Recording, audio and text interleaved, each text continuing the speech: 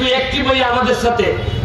একটা জিনিস আজকে দেখুন চাই, আজকে যে আমরা এখানে বোয়া, যারা বোয়া এখানে সৈয়দ লিয়াকত হাসান, ভাইস চেয়ারম্যান আমাদের খাইরুল, আমাদের আরেকজন ভাইস চেয়ারম্যান খাইম ভাই, কেউ কি আপনার মনের মধ্যে কি কেউ আছে এটা যে আওয়ামী লীগ বিএনপি? সবাই ভাবতেছে এরা সোনার ঘাটে, এরা সোনার ঘাটের বালাসায়।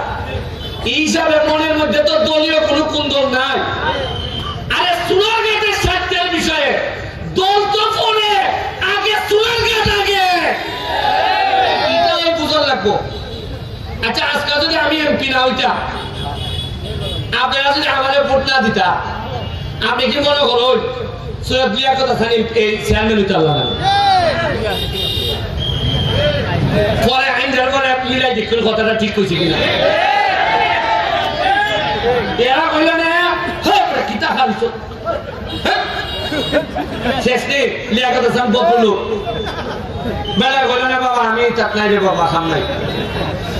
মাইছে শুনে গেলে মাইছে যখন বুঝতে পারছে বেটা একটা নৌকা দিয়ে ভালো এমপি যে তো বানাই লিখছি উপজেলা চেয়ারম্যান আমরা ভালো বানাইছেন। দেখছেন নি কি সুন্দর বোর্ড। ওই আমার সোহাগ এ আমার সাথে বলতে ভয় ভয় এর পৌরসভা খেলা করতে আরে তো লোক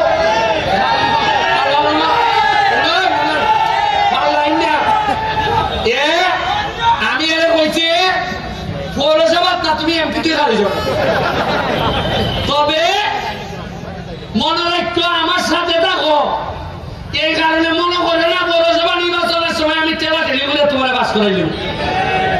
যাও খামলা দাও, প্রতিটা মানুষের ঘরে যাও, মানুষের দিয়ে সালাম করো, খাম করো, হৃদয়ে খুশি করো, তাহলে আমি সুমন তোমার আজকে দেখতাম না, তুমি না কই ভাই। আর মজা মারবো মজা ভাই। আর এরা আপনারা খালি বইটা ভাই, এটা ব্যারিস্টার সুমনের আমল হইতো না। শ্রম দিবা নেতা হইব, যে আরেকবার যদি তোমার থেকে বাধা শ্রম দেয় সে নেতা হইব। নির্বাচন তফসিল ঘোষণার সাথে সাথে আমি ব্লক, আমি কোনো কামে করতে পারতাম না। আমি বলে দিছি তুমি আমার লোক, তুমি পৌরসভা, আমি কোনো ধরনের প্রভাব বিস্তার করতাম না, কেউ করবার লেগে দিতাম না। পৌরসভার মানুষ যারা ভালো ভালো করবে তারাই পৌরসভার নেতা। আপনারা বাথরুমের কথা বলছে মর্তুজ ভাই, না মর্তুজ ভাই কি হয়েছে খাইম ভাই, মালিক বাইরে বলছে, মালিক ভাই আমার কানে কানে কয় জায়গা ঠাকুরটা ঘুরাইতাম খাল কর্তিকুর। আপনারা জায়গা সেট করে দিবে খাসা বাজার, খাল কর্তিকা মালিক বাড়িটা ঘুরে দিবে। আর আগামী খালকের থেকে সারা সোনারঘাট বাজার আমি আমার ব্যক্তিগত খরচে